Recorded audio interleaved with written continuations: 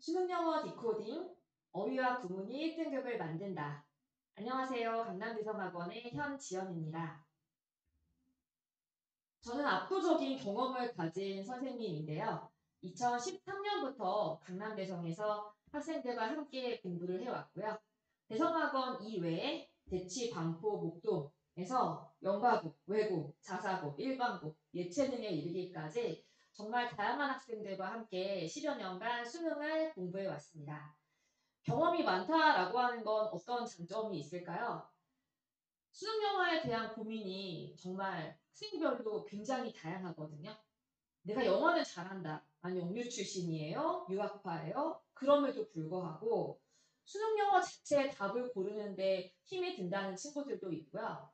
어릴 때부터 영어를 공부하긴 했지만 영어 자체에 흥미가 없고 또 내가 내신 공부를 하다 보니까 영어에 흥미가 더 많이 떨어졌고 수능은 얼추 그냥 등급이 나오는가 했는데 3학년이 되니까 정말 등급이 안 들어 이대로 갔다라고 하는 친구들까지 굉장히 다양한데 이 친구들의 고민을 듣고 제가 수업을 설계해 오면서 그 10여 년간 공부를 함께 했기 때문에 올해 수능 영어 저를 믿고 따라오셔도 문제 없을 거다라고 자신 있게 말씀드릴 수 있을 것 같습니다. 올 겨울 수능을 공부하는 친구들이 반드시 해결해야 될 과제는 아마 어휘와 구문이 아닐까라는 생각이 드는데요. 그래서 겨울 특강의 타이틀 자체가 디코딩, 수능의 독해를 자세하게 분석을 해서 우리가 꼭 필요한 단어라던가 구문이라고 하는 것들을 싹 좀 정리하고 가자. 더 이상 단어가 문제예요? 나는 글이 길어질 때는 꼬여서 뭔가 읽히지 않아요? 라는 말은 나오지 않게 하자라고 하는 게 수업의 목표라고 볼 수 있고요. 수강 대상은 다음과 같습니다. 단어를 외워도 금방 잊어버린다. 그리고 뭔가 내가 외운 단어가 있더라도 독해에 적용이 잘 되지 않는다. 또는 내가 단어를 외워서 정말 단어는 자신이 생겼는데 이게 문장이 길어지면 독해가 마구 꼬인다. 어디서부터 끊어 읽어야 될지 잘 모르겠다라고 생각하는 학생. 자, 그리고 마지막으로는 1, 2등급 친구들 중에 이런 고민이 좀 많을 텐데요. 내가 대충 감으로만 해석을 하고 문맥적으로 뭔가를 때려 맞추는 경향이 있기 때문에 문제가 좀 쉬울 때는 등급이 잘 나오지만 문제가 어려울 때, 특히 올해 수능이 좀 그랬죠. 자, 그리고 배경 지식이 없는 글을 읽을 때는 점수가 하염없이 내려간다. 라고 생각하는 학생들. 이 학생들이 올 겨울 특강을 들으면 분명히 뭔가 발전하는 부분이 있을 거다. 라고 말씀드릴 수 있을 것 같습니다. 수업 내용은 크게 세 가지로 볼 수가 있는데요.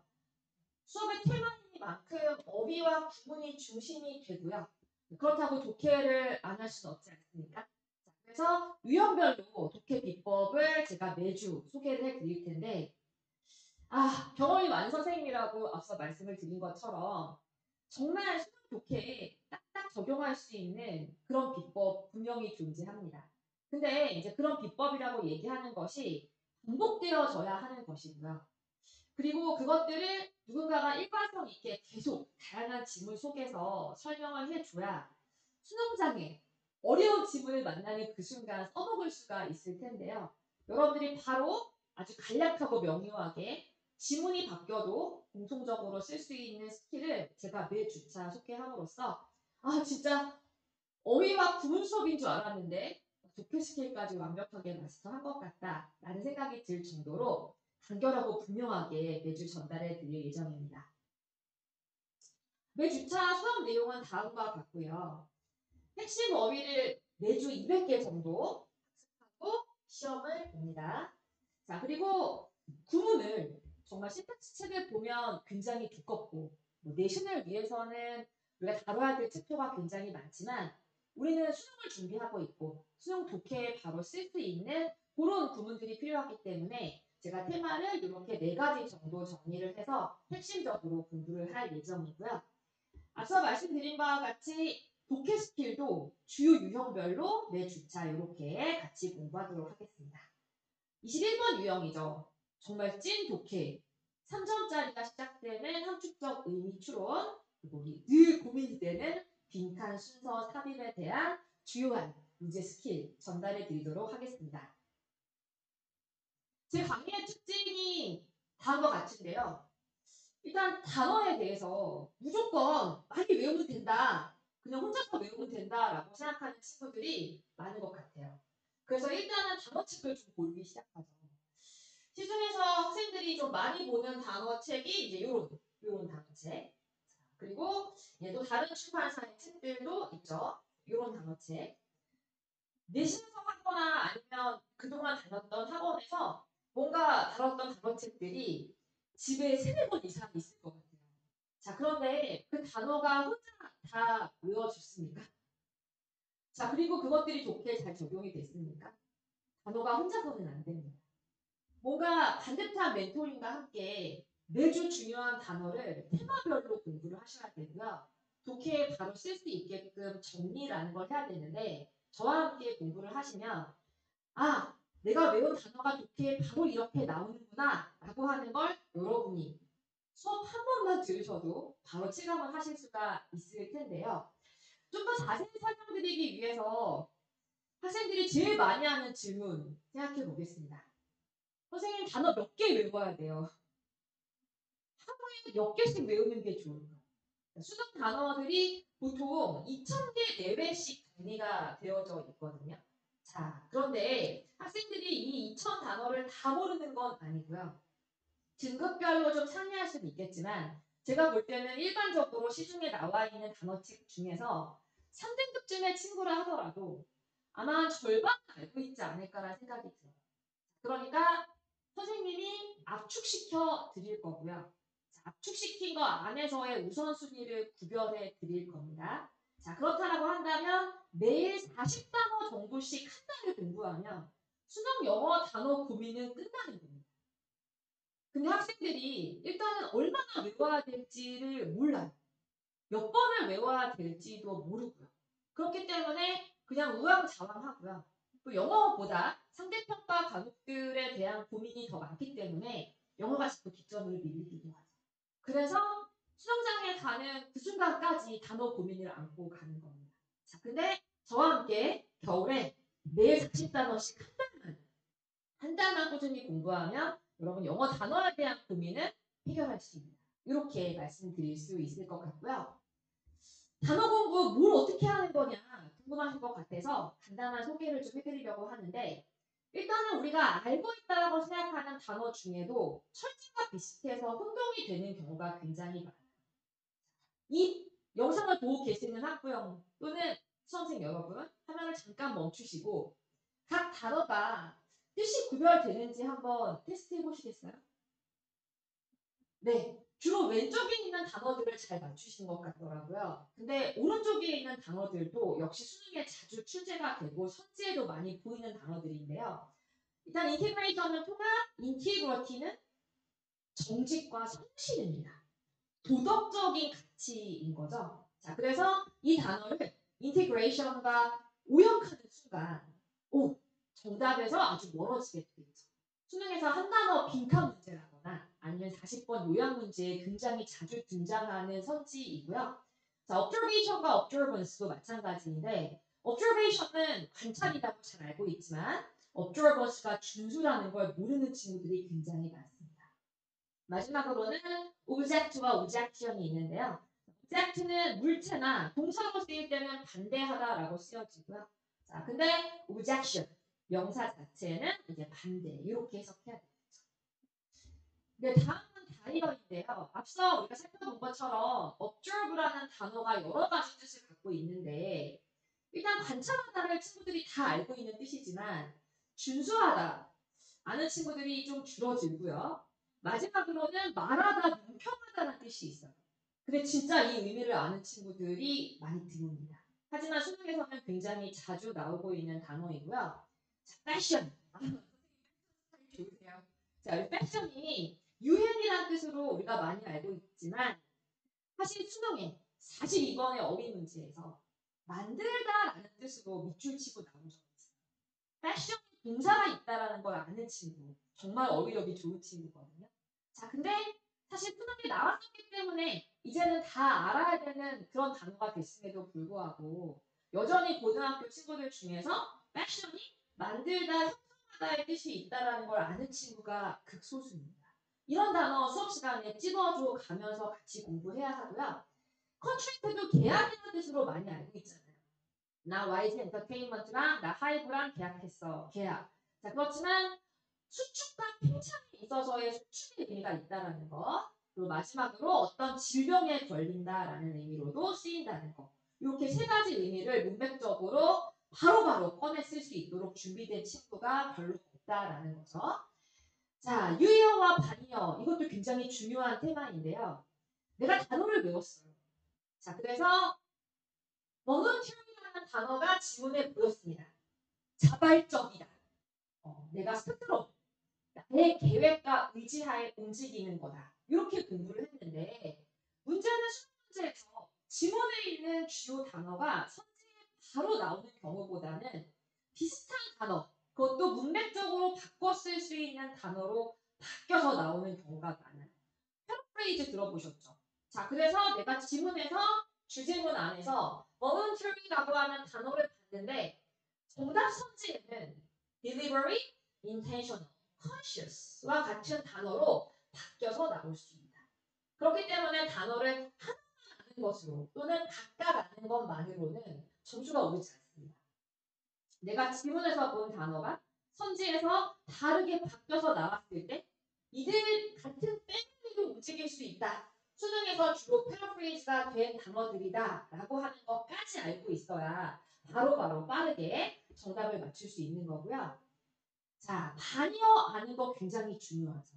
왜냐하면 그 수능 선지에 쟁점을 파악하는 게 굉장히 중요한데 프로스 앤 콘스라고 하죠.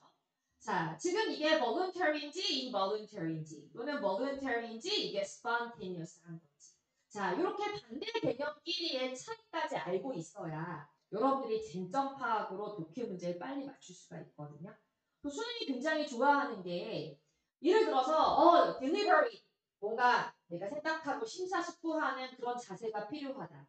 주제는 이거예요. 심사숙고하자. 근데 정답에 뭐라고 나옵니까? spontaneous. 즉흥적인 판단을 생각하자라고. 패러프레이즈입니다. 반의어를 사용해서 패러프레이즈. 자, 이렇게 공부를 한 친구들이 독해에서 정답을 좀 빨리 맞출 수 있는 거고요. 이 단어들을 개별적으로 공부한 친구들은 단어의 뜻을 다 알고 있는다 할지라도 뭔가 문제의 답을 맞추기는 굉장히 애매해집니다. 자, 단어를 우리가 개별적으로 그룹핑해서 공부하는 것뿐만 아니라 실전 지문에서는 어떻게 쓰여지는 건지까지 확인하는 게 중요한데요. 선생님이랑 같이 공부하는 수업에서는 실전, 수능 33번 빈칸에서 observance가 이렇게 쓰였구나. 아까 준수라는 의미 기억하셨죠? 자, 그리고 24년 수능 34번 빈칸에서 objection이라는 단어가 이렇게 쓰였습니다. 문맥 속에서 실전 독해 문제 속에서 이 단어가 어떻게 쓰였는지까지 저랑 같이 봅니다. 단순히 단어와 예문만 보는 게 아니라 자주 나오는 단어들, 학생들이 쉽게 혼동하거나 기억을 못하는 단어들을 실전 지문과 함께 매칭을 해서 공부하기 때문에 이렇게 공부를 해야 수능장에서 우리가 빠르게 공부한 것들에 대한 효과를 볼 수가 있겠구나라고 하는 것을 수업 이후에 바로 느끼실 수가 있을 겁니다. 자, 그 다음은 이제 빈출 구문과 관련된 설명인데요. 구문 수업이 굉장히 많죠. 자, 그런데 예를 들어서 제가 도치 구문에서 2개의 문장을 지금 가지고 왔는데 내가 구문 수업을 많이 듣고 내신에서 문법을 많이 했음에도 불구하고 지금 보이는 이 문장들이 어디서부터가 주어인지 동사는 무엇인지 그리고 내가 이 문장을 한문법에 읽었을 때 무슨 뜻인지 바로 와 닿아야 되는데 어떠세요? 그럼 역시 화면을 멈추고 한번 보시겠습니까? 나 저거 봤어. 저거 기출이고 나 저거 내신에서 했던 것 같아 라는 생각이 들 수 있을지 모르겠는데 이것들이 이렇게 이거 부정어 도치야. 자, 그리고 이 부분이 주어고 여기가 동사 부분인데 자, 이렇게 부정어 도치 때문에 has been achieved가 구분됐어. 이렇게 볼 수 있는 친구들이 많지 않고요. 설사 그렇게 봤다 할지라도 해석이 잘 안 됩니다. 우리가 국어에서 문장을 읽는 것처럼 그냥 소리내서 읽어요. 그냥 눈으로 봤어요. Never before, never since has the quality of monumentality been achieved as fully as it was in Egypt. 이렇게 쭉 읽었어요. 그럼 그게 무슨 말인지 머릿속에서 이미지가 떠올라야 되는데 그렇지 않아요. 그냥 내가 줄줄줄줄 내 눈으로 흘러갈 뿐이에요. 그러면 머릿속으로 아무런 독해가 됐다라고 말할 수가 없는 거죠. 자, 그래서 뭔가 시점이 다른 비교라던가 도치라던가 수동태의 대동사라던가 이런 테마만 갖고서 선생님이 수업을 하는 게 아니라 진짜 이 단어가 어떤 이런 구문이 어떤 의미로 이 문장에서 쓰여진 건지 같이 공부합니다. 우리가 전무후무하다라는 말을 쓰잖아요. Never before, never since. 전무후무하다. 뭐가 monumentality, 기념비성의 질이라고 하는 게 자, 이집트에서만큼 완전히 성취된 것이. 한마디로 하면 뭡니까? 전무후무합니다. 이집트가 짱이다. 이제 그 말이죠. 자, 그래서 이 문장을 머릿속으로 패턴화 시켜서 딱 기억을 해 두셔야 단어가 바뀌어도 우리가 필요한 부분들을 체크하면서 문장을 이해할 수 있다라고 하는 점. 바로 그것을 강조하면서 제가 종합적으로 따로 설명을 하는 것이 아니라 물론 주차적으로 테마는 있습니다. 종합적으로 여러분들이 패턴화해서 뭔가 읽을 수 있게끔 준비를 시켜드리는 거죠. 그렇죠? 자, 올해 수능에 대한 소문 많이 들으셨죠? 어려웠습니다. 조심스럽게 예측해 보건데 1등급은 4%가 나오지 않을 것 같습니다. 실제 수능시험에서 1등급이 4%가 나오지 않은 적은 없었는데요. 이번 시험은 조심스럽게 그렇게 예측을 할 수 있습니다. 자, 그 수능시험에 34번 유명한 카트가 나왔던 빈칸 문제이고요. 자, 지금 빈칸 문장을 한번 확인해 보시면 자, 이 구절이 먼저 앞에 나와 있어요. Such laws forbid them to do something that they would not rationally choose to do anyway. Then the law cannot be. 이렇게 돼 있는 문장. 빈칸 문장의 길이가 짧지 않습니다. 자, 그리고 이 구절 안에 있는 내용을 우리가 번역을 해보자면 자, 그런 법이 금지한다면 어떤 것을? 관계대명사절 나오죠.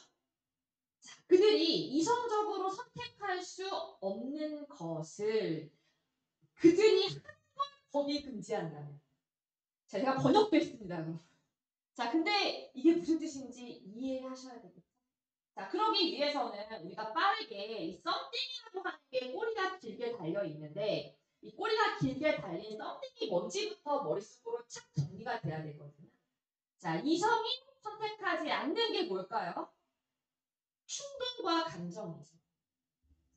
법이 충동과 감정에 의한 행동을 하지 않게 하죠. 그럼 이건 법이 얘기하는 이상입니다. 자, 그렇다면 법은 이거일 수는 없다. 자, 뭐일 수가 없을까요? 이게 법의 이상이기 때문에 빈칸에는 네, 그렇죠. 이 글의 주제에 반대가 쓰여져 있어야 합니다. 법이 이렇게 이상적으로 올바른 일을 하고 있다면 법은 이런 걸 수는 없어. 그렇죠? 사람들이 흔히 생각하는 투명. 이 글의 주제와는 반대가 들어가야 합니다. 이렇게 코드가 되어져 있지 않으면 문제를 풀 수가 없는 거죠. 제가 지금 어떤 스킬을 보여드렸습니까? 제일 중요한 건 이 긴 꼬리를 한마디로 압축할 수 있느냐라고 하는 거. 자, 두 번째는 여기 밑줄 앞에 캔나 들어있기 때문에 주제를 쓰는 건지 아니면 통역을 쓰는 건지 주제와 반대 방향이죠. 그런 부분들이 여러분들이 파악이 돼야 이 문제를 빠르게 풀 수가 있었을 텐데 과연 구문 공부가 되어져 있지 않은 친구들이 이 문제를 이렇게 풀 수 있었을까라고 하는 의심이 듭니다.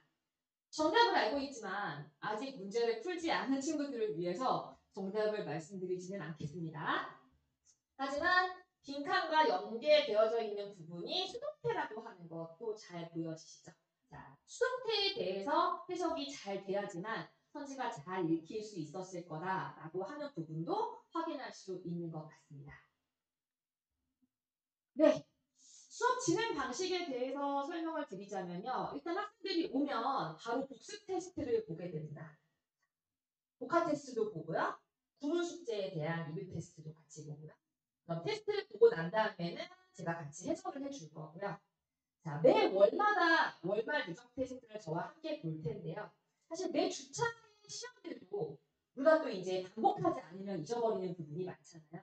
선생님이 갖고 있는 그 단어책의 중요한 특징은 반복이 많이 된다라고 하는 건데 지난주, 지지난주에 배웠던 내용들까지 누적해서 같이 테스트를 볼 수 있도록 해서 그냥 일회성으로 한 번 외우고 잊어버리는 일이 목표로 누적 테스트를 매번 볼 거다라고 하는 점을 강조드리고 싶고요. 그리고 수업은 아까 말씀드린 대로 매 주차에 메인 내용을 수업을 하게 될 거고 마지막 부분은 이제 마무리하는 클리닉 부분이 될 텐데요. 물론 이제 수업이 끝나고 난 다음에도 단어 시험이나 구문 시험 이런 것들이 부족했던 친구들은 제 시험을 보면서 저와 같이 부족한 부분을 보충을 하게 될 거고요. 제가 이번 겨울에 어떻게 하면 친구들을 좀 더 단단히 관리할 수 있을까를 고민하다가 이번 겨울 특강에는 해서 매일 학습을 좀 확인하기로 했어요. 지금 이제 모든 영어 수업이 일주일에 한 번으로 구성이 되어져 있을 겁니다.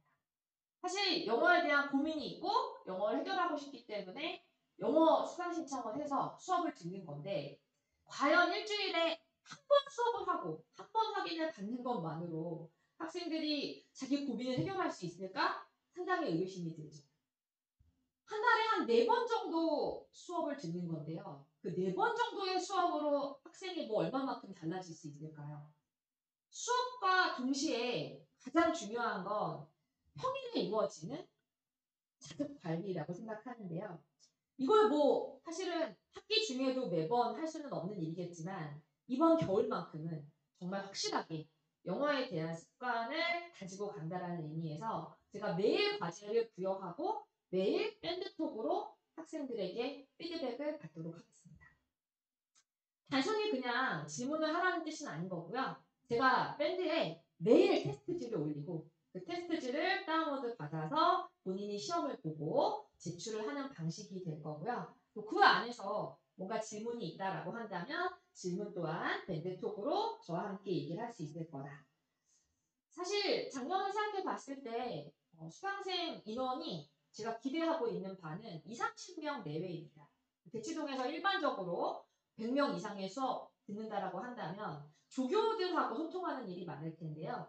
강남배성학원의 단과학원에서 20, 30명 내외의 학생들이 모인다면 조교가 아닌 저와 바로 다이렉트로 피드백 받을 수 있다라고 하는 점이 장점이 될 수 있을 것 같습니다.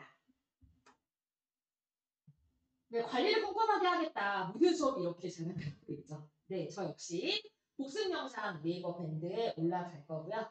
과제 테스트 누적 기록을 합니다. 그래서 학부모님께도 문자로 발송드리고 학생들의 학습 관리가 어떻게 되고 있는지, 진척이 어떻게 되고 있는지 자세하게 알려드리도록 하겠습니다.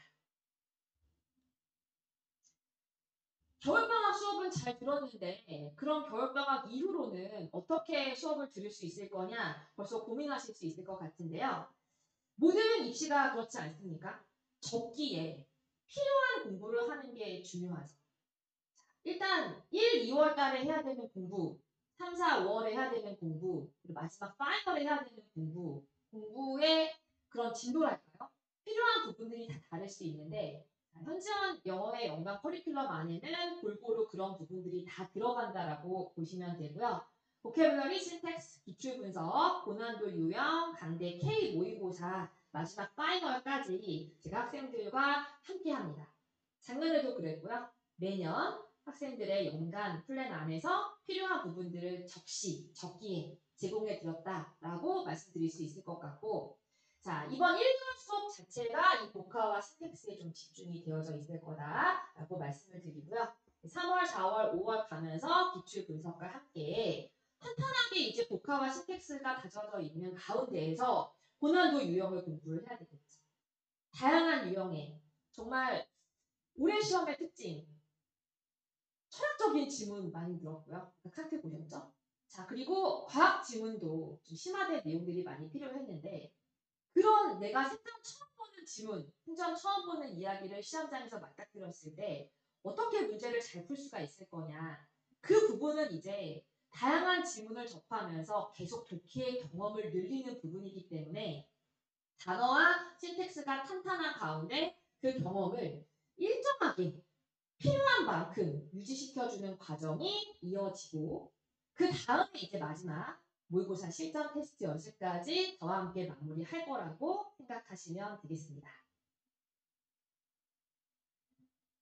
네, 제가 가능하면 자세히 설명을 드리려고 했지만 다른 수업에 대한 문의가 있으실 수 있는데요. 카카오톡 다 쓰고 계시죠? 카카오톡에 그 친구 검색하는 부분에 현지연이라고 검색하시고요. 자, 그러면 이렇게 채팅방 친구 메시지 채널 이렇게 세부적인 항목이 나올 텐데 현지연 아래에 채널 부분을 보시면 현지연 영어연구소라고 하는 채널을 보실 수가 있어요. 거기에서 여기 채팅 부분으로 클릭하셔서 저에게 상담을 해주시면 제가 확인하는 대로 수업에 대한 설명 드릴 수 있을 거고요. 유선번호 남겨주시면 전화 상담도 가능하십니다. 네, 지금까지 제가 겨울에 학생들이 어떻게 공부를 해야 되는 건지에 대한 설명을 드렸고 제 수업에 대한 말씀을 드렸는데요. 영어 공부해야 되나요? 얼마나 해야 되나요? 어떻게 해야 되나요? 굉장히 많은 고민이 있을 수 있는데 2026년도 저 현지원과 함께 단과 수업 들으면서 영어 수업 쭉 따라오신다면 아마 수능 시험에서 1등급 분명히 받으실 수 있을 것이라고 확신드릴 수 있을 것 같습니다. 네, 지금까지 현지원이었습니다. 감사합니다.